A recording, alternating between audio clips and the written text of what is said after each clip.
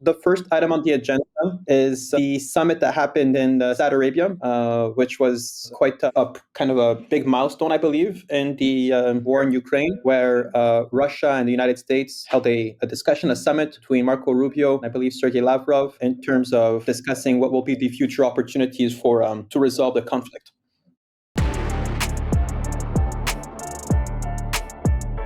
Yeah, so the Trump administration, it's fair to say, and whatever one may think of it, is forcing Western political and media and military elites to have a radically different conversation about the Ukraine war than the one that we have been having or have been forced to listen to for the past 3 years.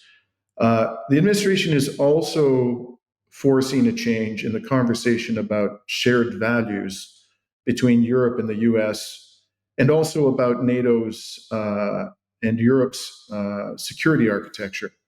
Now, whatever one may think about the direction that Trump wants these conversations to go, there's no doubt, I think, that his election is causing immense anxiety among Europe's political and military elite and the corporate media, to be sure. So before we actually get into what happened at the summit, or I guess it was a pre-summit in Saudi Arabia, I think we should give you some important context from events that occurred last week in Europe. And I'd like to start with a speech that new U.S. Defense Secretary Pete Hegseth delivered to a cabal of NATO bigwigs a few days ago in Europe. So, Rami, could you please play video 1? A sovereign and prosperous Ukraine.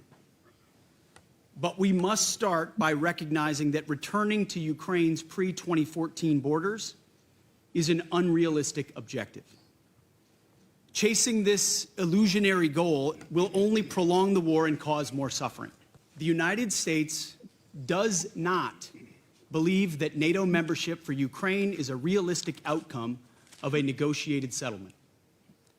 Instead, any security guarantee must be backed by capable European and non-European troops. If these troops are deployed as peacekeepers to Ukraine at any point, they should be deployed as part of a non-NATO mission, and they should not be covered under Article 5. As part of any security guarantee, there will not be U.S. troops deployed to Ukraine. So, how radically different that is from what we heard from the Biden administration, right up to the bitter end. What we heard from the Biden administration, although there were sometimes towards the end of this epic debacle, some wiggle room in their language, pretty much they insisted until the bitter end that Russia had to return every inch of territory that it seized from the 1991 borders of Ukraine, including Crimea. Even when it was obvious, and it was beyond obvious, that that was an unrealistic military objective. So this is a totally different approach to the conflict. There's a recognition that militarily recovering that territory is beyond the realm of realistic possibility. The second thing is it was insisted with fanatical fervor till the bitter end of the Biden administration that Ukraine would be a member of NATO. I personally had my doubts that the Biden administration was serious about making Ukraine a de jure member of NATO, although it was certainly a de facto member of NATO. But that was the official line. And it was a line which, as we've discussed many times before, was extremely provocative to the Russian Federation, given NATO's highly aggressive behavior and enormous military spending and nuclear capability, and given its the promises, and this has been richly documented, that leaders of NATO countries and NATO itself gave to the Soviet leadership at the time of the dissolution of the Soviet Union and the reunification of Germany, that NATO would not expand eastward. Despite all of that history, despite warnings from U.S. foreign policy luminaries in the 1990s that NATO expansion was a disaster waiting to happen, They insisted until the bitter end that the Biden administration and all the European governments effectively, that Ukraine was going to become a member of NATO. So that's all gone. And I just want to say one thing about these realities. I can't stress enough the word realities. You're going to hear over and over again, and we're already hearing it, that the Trump administration is making concessions to Russia. You can only make a concession when you have the power to withhold something. If you give something to somebody that you have the power to withhold, that's a concession. But if you don't have the power to withhold it, it's not a concession. It's just realism. It's just a fact that you have to confront. What the Trump administration is doing is recognizing that NATO does not have the military capacity, nor is it capable of waging economic warfare against Russia successfully, such that Russia will end up returning to Ukraine the territory that it now occupies. It's just reality, folks. And batting your head against reality is just going to cause more Ukrainians to die, more Russians to die, more money to be spent, more destruction of Ukrainian infrastructure, more pollution from this enormously energy-intensive war being, emitted into the environment. All the terrible things that come with this conflict will continue, but the end result will not only be the same, it'll be worse for Ukraine. Russia will have even more territory, and Ukraine will even have even less functional infrastructure, even more unexploded munitions on its land, and so forth. So this isn't a concession. This isn't revolutionary. This is just the Trump administration saying, we've done all we can do. It's time to stop throwing money down a black hole.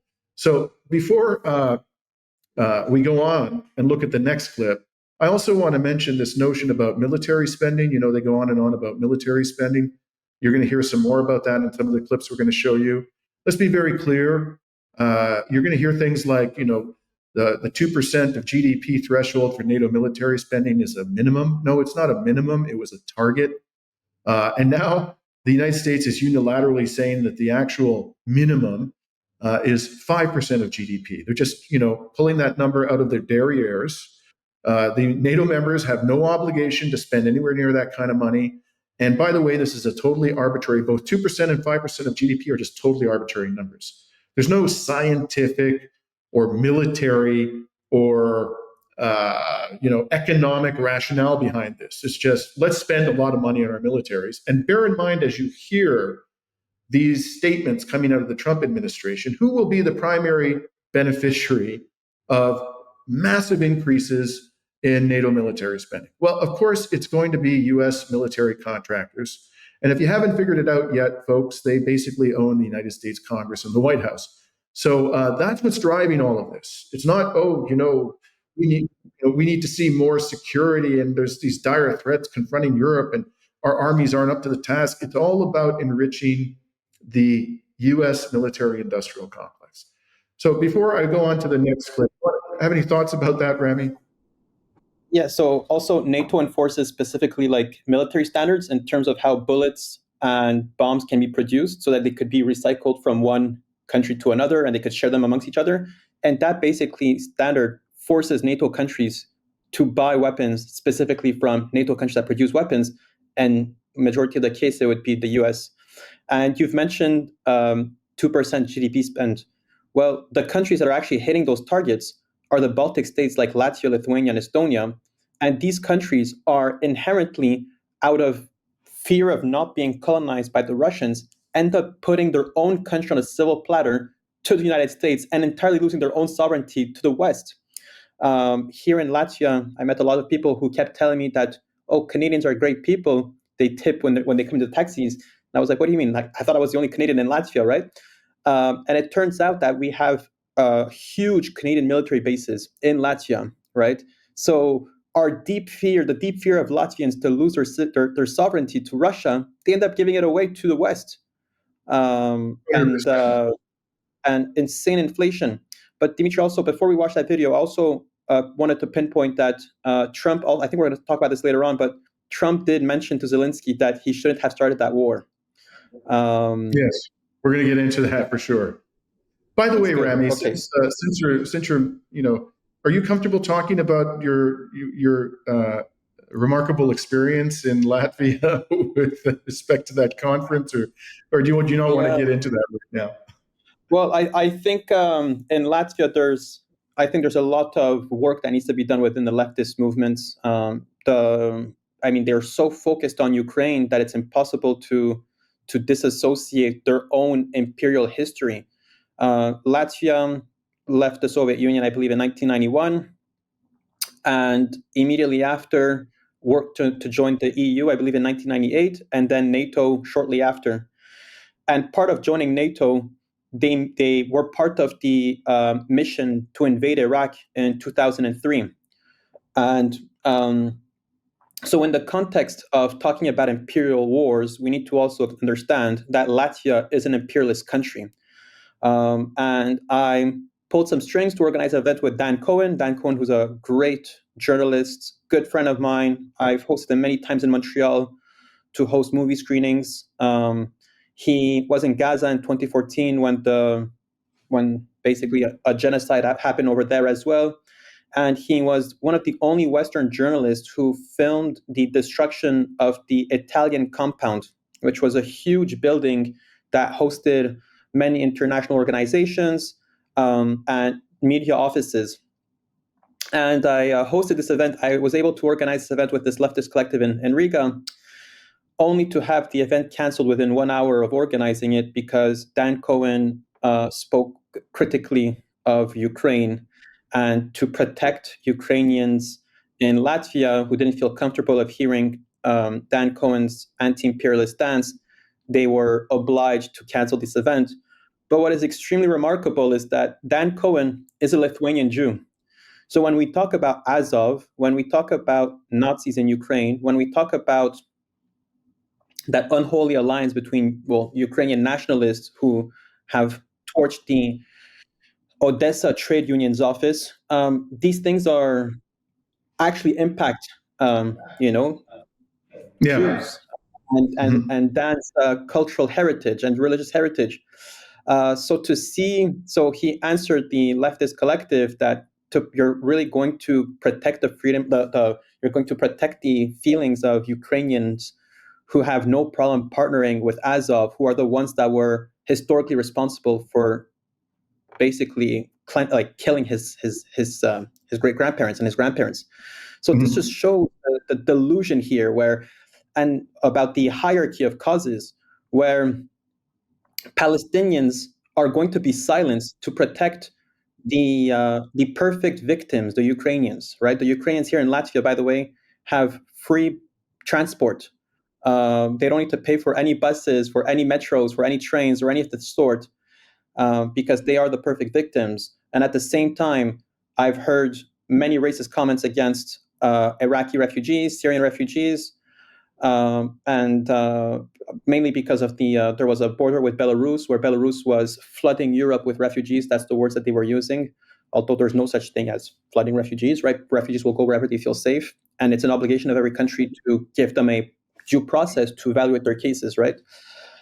So this is the reality here in Latvia, and it's very disappointing to see leftists still uphold this concept of supremacy, of protecting one class over another. And at the end of the day, this is an imperialist war in Ukraine. But the imperialist side, like always, has also always been NATO and the West and Ukraine, who has fought against the Russians in Donetsk and Luhansk, who has threatened to put weapons at the border with Russia, and who threatened to bomb Moscow within 30 seconds. So, so anyways, that's my experience here in Latvia. I had some great conversations with people who are open-minded, but still, then again, lots of work needs to be done. Yeah, there's no such thing as a pro-NATO anti-imperialist. That's about as real as the unicorn. So you can't be both. In any event, let's move on to another pivotal speech that happened last week, probably the one that was causing even more consternation amongst the European lapdogs of Washington. And before we show this video, I just want to tell you about a fellow by the name of Christoph Husgen. This is a German diplomat who has served as chairman of the Munich Security Conference for the last 3 years. Husgen served as German ambassador to the UN from 2017 to 2021. He was Undersecretary for Foreign and Security Policy in the German Chancellery from 2005 to 2017, that's 12 years, and has been described as Angela Merkel's most influential foreign policy and security advisor. So he's the chair, as I mentioned, of the Munich Security Conference now, and we're going to show you a brief clip where he's introducing U.S. Vice President JD Vance to the conference. Of the United States, Mr. JD Vance, who was here last year as senator, and we are very happy that he has come back to Munich, and we are very much looking forward to his speech. Please welcome Vice President JD Vance.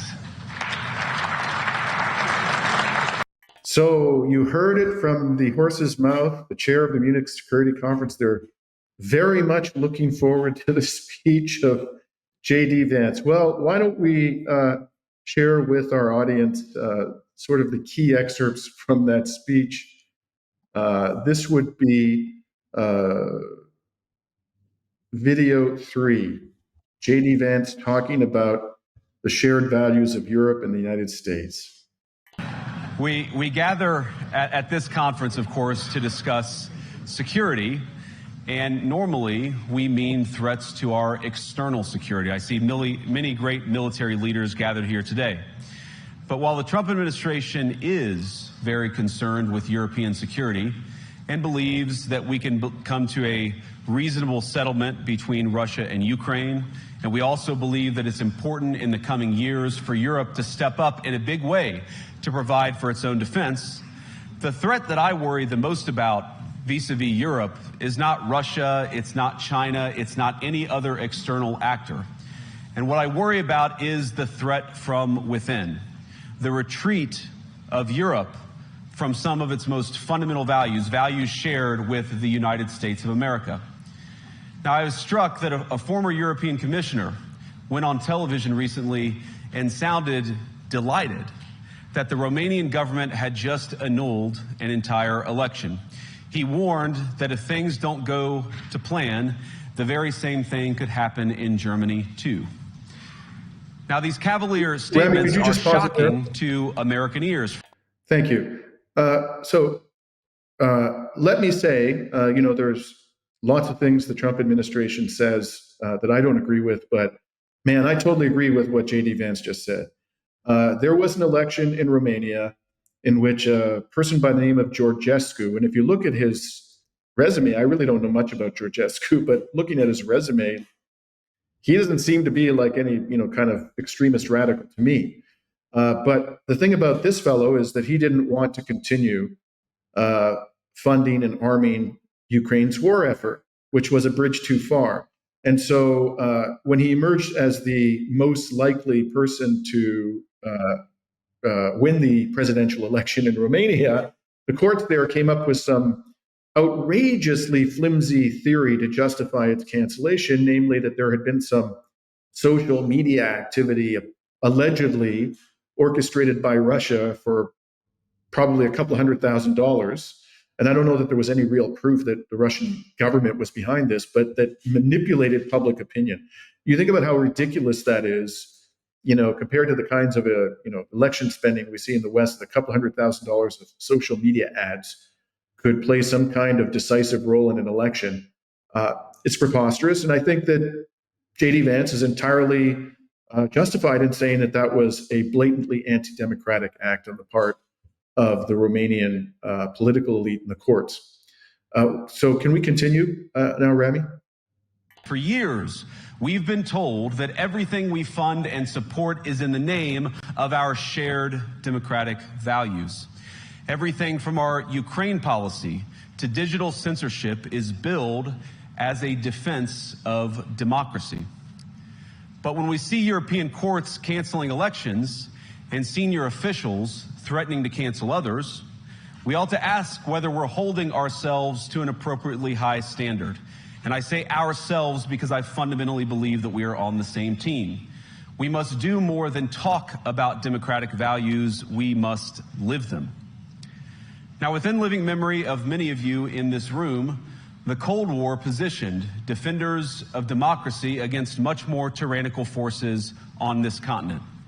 And consider the side in that fight that censored dissidents, that closed churches, that canceled elections.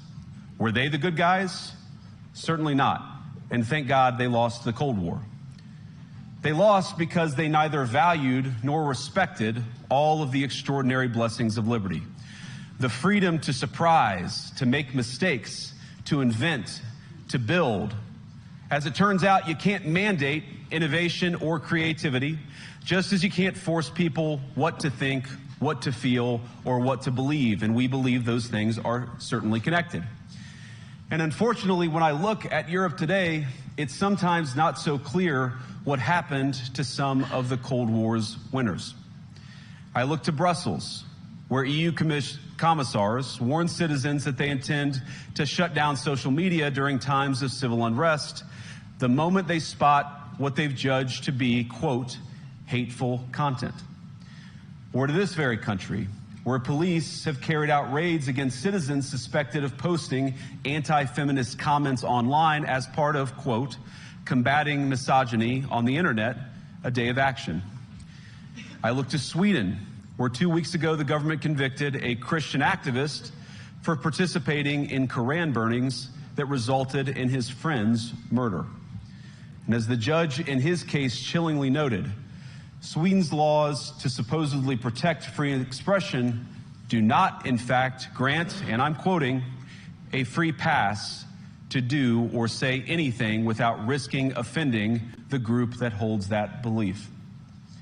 And perhaps most concerningly, I look to our very dear friends, the United Kingdom, where the backslide away from conscience rights has placed the basic liberties of religious Britons in particular in the crosshairs.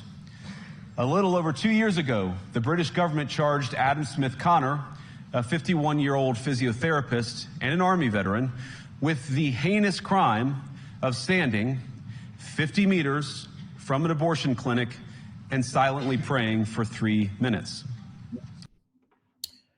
Dimitri, just quickly, because Okay.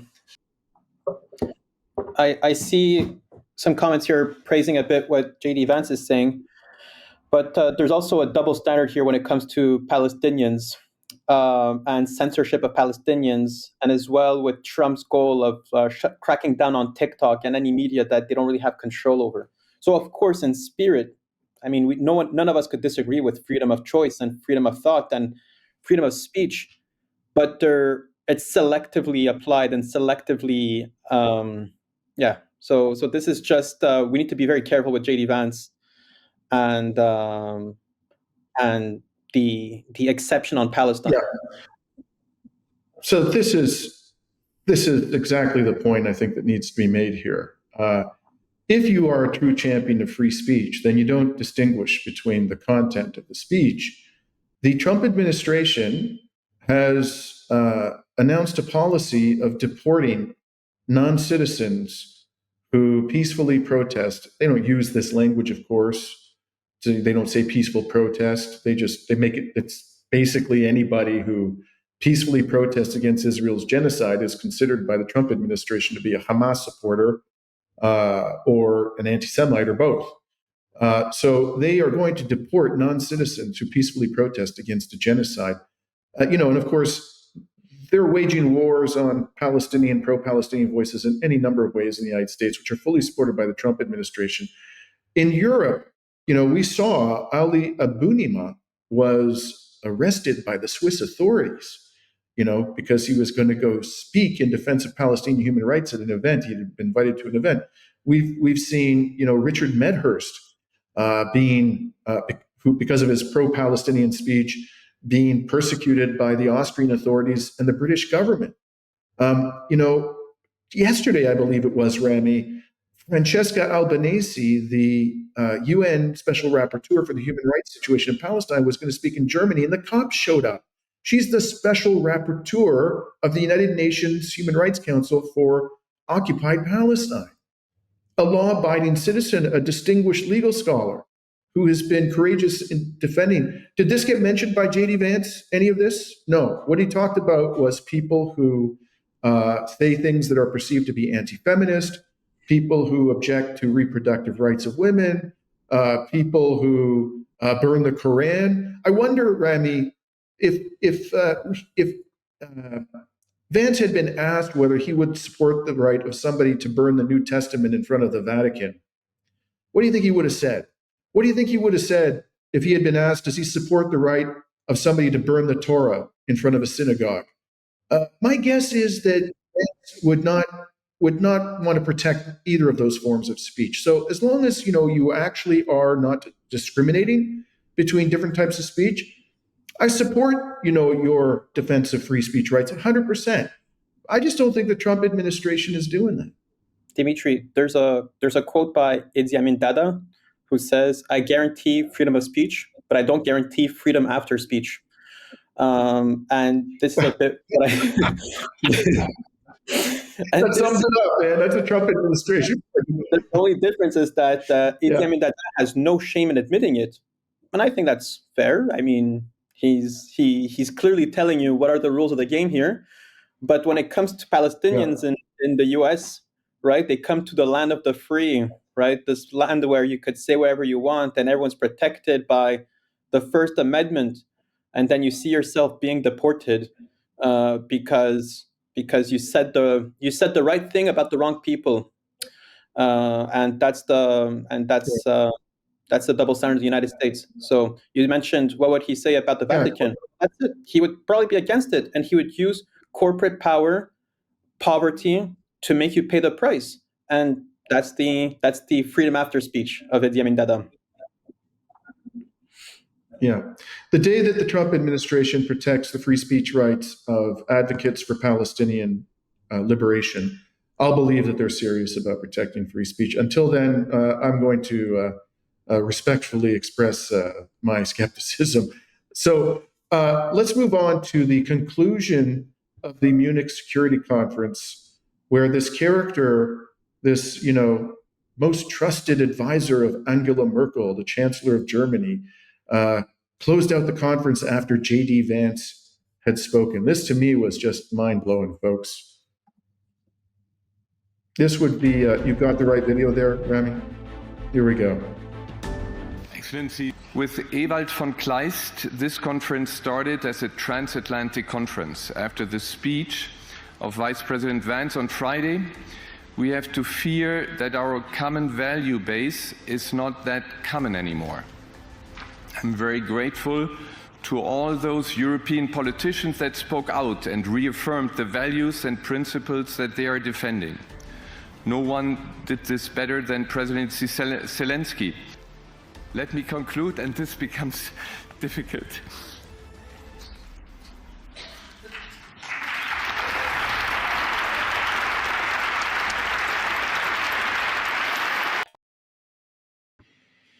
Excuse me, I just have to do this. I can't. First of all, I would have thought that, people who are charged with ensuring the security of Europe would be pretty tough-minded, strong-willed people and wouldn't break down crying in front of an audience of NATO military big chiefs just because JD Vance has a different view of shared values. But hey man, I got nothing against men crying. I've cried many times in my life. There's nothing wrong with men crying. But you're going to cry about this? This is what you're going to cry about? I mean, the whole speech of JD Vance was very much about, Europe does things differently. New Europe needs to take care of it. We didn't show you the whole speech, but Europe needs to take care of its own security. If I were running the Munich Security Conference, I would have said, hey, JD, we really like the idea of us taking care of our own security. Why don't you and your fine soldiers pack up your bags and go home and let us run our own affairs the way we see fit. And you're free to run your society as you would like. Thanks for all the fish. See you later. But no, this guy, breaks down crying. He can't even finish his speech. I don't know. This struck me as really emblematic of the pathetic state of the European political elite. And the other thing I have to say is, despite what JD Vance may say, in many ways, the values of the European and American and political elites are the same to this very day. Although there's been some divergence, there's a lot of common ground between them. For example, they both support Israel's genocidal rampage in Palestine. They both support grotesque levels of inequality, a situation in which a handful of people have hundreds of billions of dollars of wealth, while millions of people are living in homelessness in their societies. They both support the military-industrial complex, increased military spending to the detriment of social programs and the evisceration of protections for the most vulnerable members of our society. They both are in the back pocket of the transatlantic oligarchy. So actually, the shared value, the core values of the U.S. political elite and the European political elite, although, as I said, there's some divergence, remain very, very much the same. So what is all of this, sadness about? I don't know, Remy, what did you make of that pathetic closeout? I think the EU realizes that they're not in control of their own narrative. They've outsourced their defense, they've outsourced their sovereignty, they've outsourced their existence to the West, and they're just passing by, enjoying the ride, and they're the first ones to get thrown under the bus. Well, they're the second or third ones to be thrown under the bus when things go sour. There was this summit in Saudi Arabia between Russia and the USA. Ukraine was obviously very angry because they were not part of the table, although they had 2 years and a half or so to be part to bring such a discussion to the table. Yet they never took the initiative. The EU held a summit without Russia, with Ukraine and US to come to a settlement without inviting Russia. This was quite silly. And now they're doing a Ukraine-EU summit, and they're realizing that whatever discussions they're having is just empty hot air. And any illusion of freedom in the unipolar world that existed after the Cold War till maybe a year ago or so was just the EU riding on the great years of the American hegemony. And when things go sour, there's nothing left to do but to cry on a stage in Munich with other people dressed in military uniforms. And I could see some comments of people saying that he was not crying because of Vance, he was crying because it was his last speech there. The context is very, very telling. The context is that EU is not in control, and the Americans are going to do whatever's at their greatest advantage. When it came to asking for $500 billion in resources from Ukraine, that's America throwing Ukraine under the bus. When Biden promised to hit the Nord Stream pipeline and to break it, that's the United States throwing Europe under the bus. And that's the reality of how things work. And this is why when I have discussions with people in Latvia, I ask them, do you really want America as that partner? It's out of my love for Ukraine, my love for Latvia, that I would ask them to find partnerships and people that are actually looking for their best interests rather than to truly weaponize them into their own hegemonic goals. Yeah. Hey man, as for the commenter who said he cried because of his last conference, I mean, maybe you're right, I don't know, but he did seem to break down when he talked about the fact that their values were no longer so shared anymore. And, I don't know. My impression of that speech was that it really is sort of a demonstration of how pathetic our political elite has become nowadays. In any event, let's move on to the events in Saudi Arabia. This is all quite important context for what happened at the meeting, which was led on the U.S. side by Secretary of State Marco Rubio. He was accompanied by, there was a 3-member delegation, I believe, Mike Waltz, who's, I can't remember what Walt is. I think he might be like a national security advisor or something. And Steve Witkoff, interestingly, who is the golfing partner of Donald Trump, also his special envoy to the Middle East, and has reportedly played a very important role in dealing with the Israeli government in terms of the ceasefire in Gaza. So that was the U.S. side. On the Russian side, you had three heavyweights as well, led by the highly respected, globally respected foreign minister of Russia, Sergei Lavrov. So after they met, and we're not going to show you footage of that. There was some interesting footage of them in an ornate conference room, and I guess it was Riyadh. The three members of the U.S. delegation gave a 20-minute press conference. So we'd like to show you three clips from that press conference, which I think are really striking for a variety of reasons. So can we start, Rami, with Rubio 1? So if you just think about, just in a few months, President Trump has shifted the entire global conversation from not if the war is going to end, but just how it's going to end. And only President Trump can do that. And in the Oval Office less than a week ago, both President Putin and President Zelensky both said to him, only you, President Trump, could drive this war to a conclusion. What concessions do you expect? Well, again, we're not going to pre-negotiate an end to this conflict. These are the kinds of things that have to happen through hard and difficult diplomacy in closed rooms over a period of time. What's important to understand is two things. The first is the only leader in the world who can make this happen, who can even bring people together to begin to talk about it in a serious way, is President Trump. He's the only one in the world that can do that right now. The second thing I would say is that in order for a conflict to end, everyone involved in that conflict has to be okay with it. It has to be acceptable to them. But we have to understand that it's been 3.5 years since there's been any sort of regularized contact between the United States and Russia, and in some cases between any of the participants in this conflict and Russia. So the goal of today's meeting was to follow up on the phone call the President had a week ago and begin to establish those lines of communication. The work remains. Today is the first step of a long and difficult journey, but an important one. And President Trump is committed to bringing an end to this conflict, and as he said when he campaigned for president. And he wants it to end in a way that's fair. He wants it to end in a way that's sustainable and enduring, not that leads to another conflict in 2 to 3 years.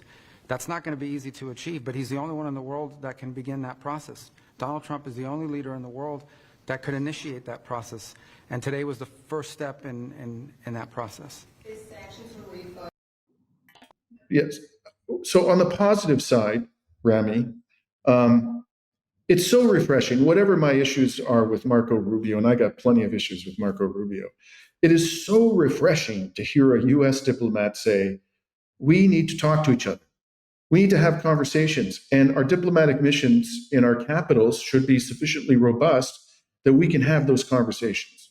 This is just basic common sense. I mean, the idea that you should avoid talking to your adversaries is utter lunacy. And that's what we've been listening to, not just in the United States, but throughout the West.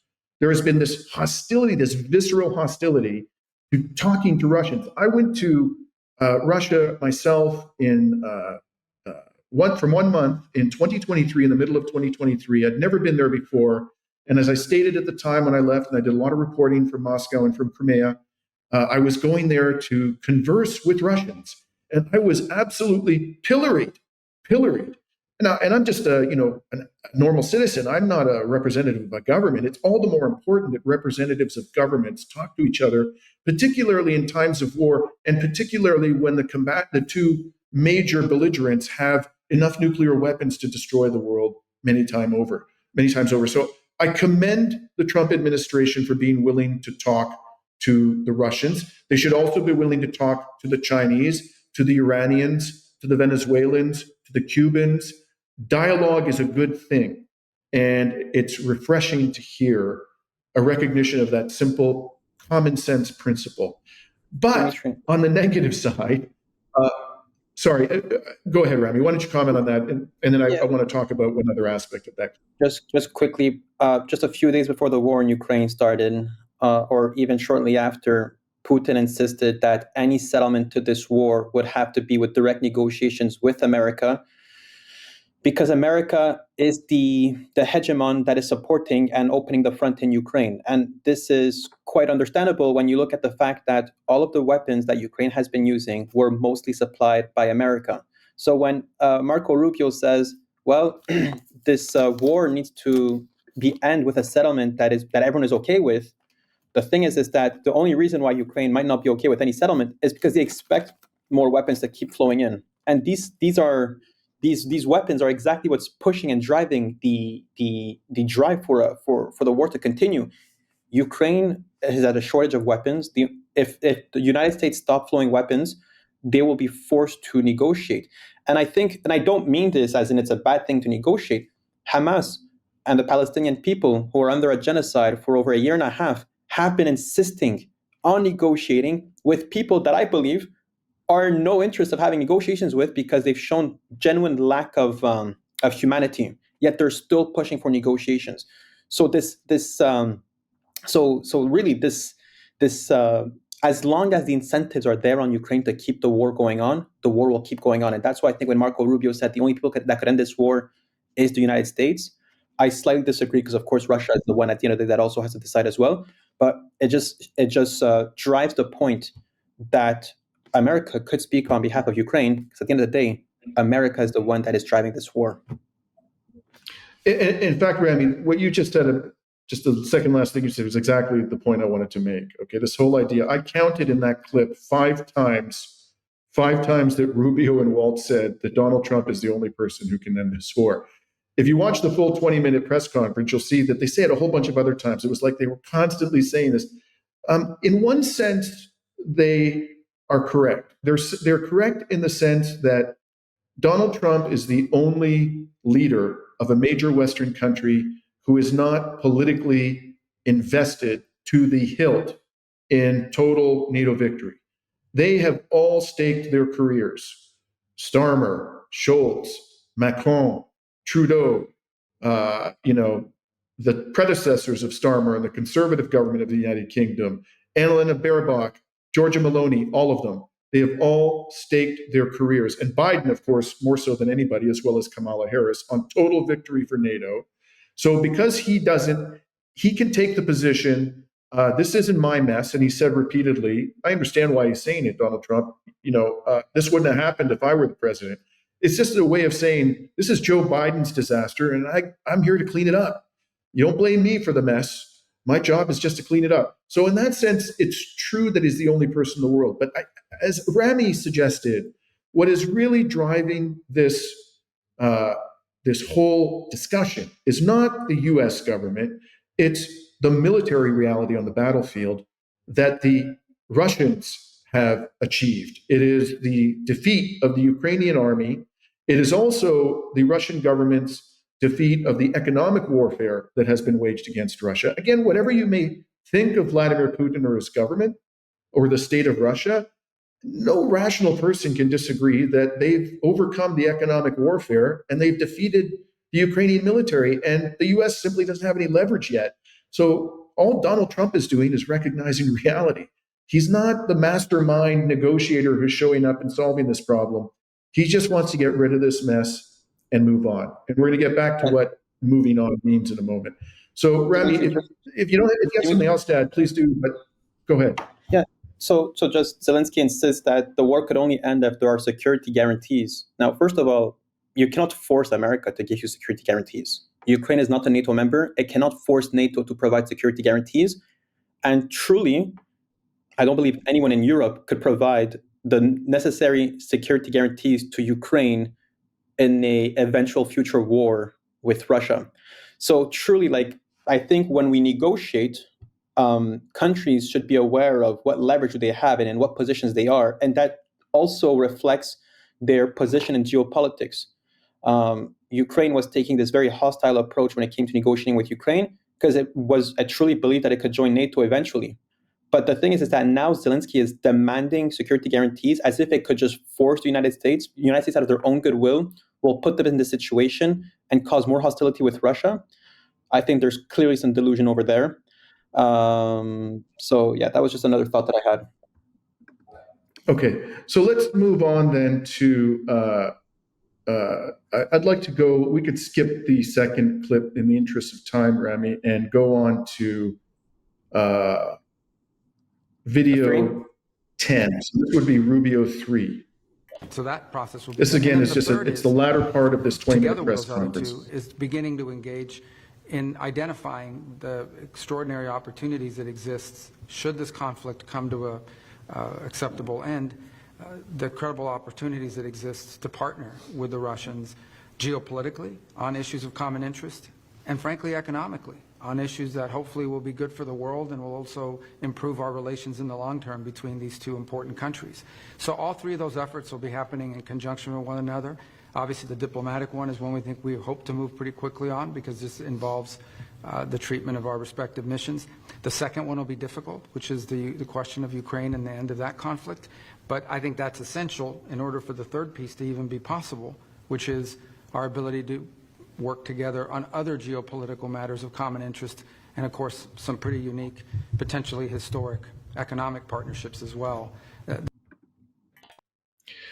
Again, it's very interesting to focus on, or just take note of as you watch this 20-minute press conference, the stuff that they say over and over again. We showed you a clip where they kept saying these extraordinary economic opportunities. This was a major theme of their press conference. And I'm going to come back to what those economic opportunities might look like in just a second. But, on the surface, they want us to believe that Trump is trying to bring this war to an end because he cares about all those Ukrainians and Russians who are dying needlessly. He should care about them. Their lives are as important as anybody else's, and their deaths are unnecessary. This could have been ended 3 years ago, and almost was ended before Boris Johnson and the Biden administration intervened and torpedoed a peace deal that was about to be struck in Istanbul. But I frankly don't think that's really a big part or any part of the Trump administration's motivation. I mean, if the Trump administration cared so much about innocent human beings, why would it be talking about expelling 2 million Palestinians from their homeland in Gaza? Why would it be providing mountains of 2,000-pound bunker buster bombs to a regime that has been committing genocide before the eyes of the world for the last 15, 16 months? I really don't believe that Donald Trump cares about the innocent victims of heinous wars. My view about this, and I think if you sort of cut through all of the verbiage and the embellishments and the accoutrement, what's really going on here, part of it we already talked about, there's a certain military and economic reality that NATO has had its ass handed to it by the Russian Federation and by those countries like China who support the Russian Federation. But the other thing is these economic opportunities. They think instead of us wasting all this money, throwing tens of billions or hundreds of billions of dollars into this black hole in Ukraine, why don't we make nice with the Russians and explore economic opportunities? And so what might those economic opportunities be? Well, if you could pull up, Rami, the clip from this would be image 10A, which is an article from today's Kiev Independent. Gonna take me a bit, Dimitri. Okay, so the Kiev Independent, by the way, is very anti-Russia.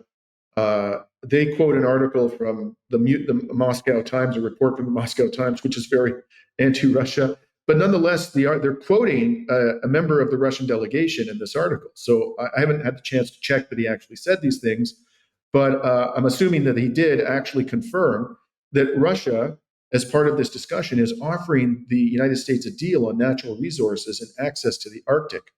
And I've seen reports that actually ExxonMobil had a very favorable deal with the Russian Federation before all of these sanctions began to be imposed upon Russia by the United States government. So again, I think, you look at this report, you hear what Rubio and Waltz are saying in the press conference. I think what's really driving this is, one, a recognition of the military and economic reality in Ukraine and in Russia. And secondly, their view that there are opportunities for the US corporatocracy to enrich itself fabulously with those bountiful Russian resources. And one other thing I just want to say about this before we move on, Rami, is, if in fact the Russians and the Americans are talking about some kind of lucrative, historic deals relating to the exploitation of resources in the Arctic, I would have thought that that's a matter of significant concern to Canada. And Why isn't Canada at the table? That's a question which, I think the political elite in Canada should be asking itself, and they should be concerned about how this negotiation might end up, in the conclusion of economic arrangements which are disadvantageous to Canada's interests in the Arctic. You have anything else to add there before we move on to Miami?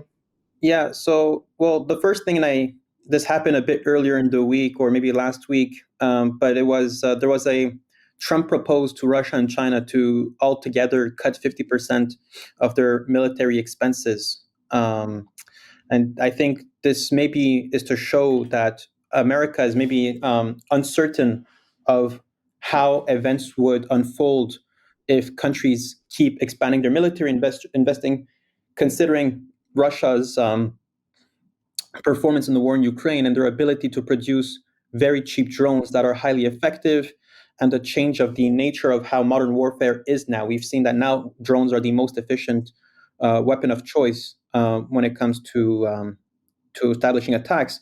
And with DeepSeek and other Chinese innovations, we know that China could do a lot more with a lot less. And when we look at China's military spending, which is maybe around a third of America's military spending, we know that if their output is 3 times better, then China and USA alone are probably pound for pound equal in terms of military might. And then it becomes you don't have a military edge, right? So the point of having a strong military is not to actually use it in terms of war, but it's to flex your muscles and be able to push the world into submitting themselves to you out of the threat of total annihilation. But you cannot threaten China and you cannot threaten Russia anymore.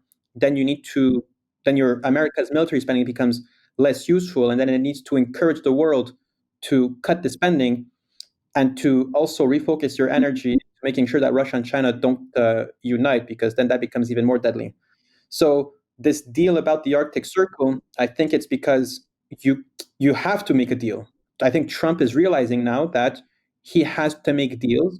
In the case of Palestine, it's different because, well, Israel still has a on paper military superiority over the Palestinians. It cannot get a victory because of the nature of it's not modern warfare, it's guerrilla warfare. Israel cannot enter the tunnels. But then again, it does have that military superiority.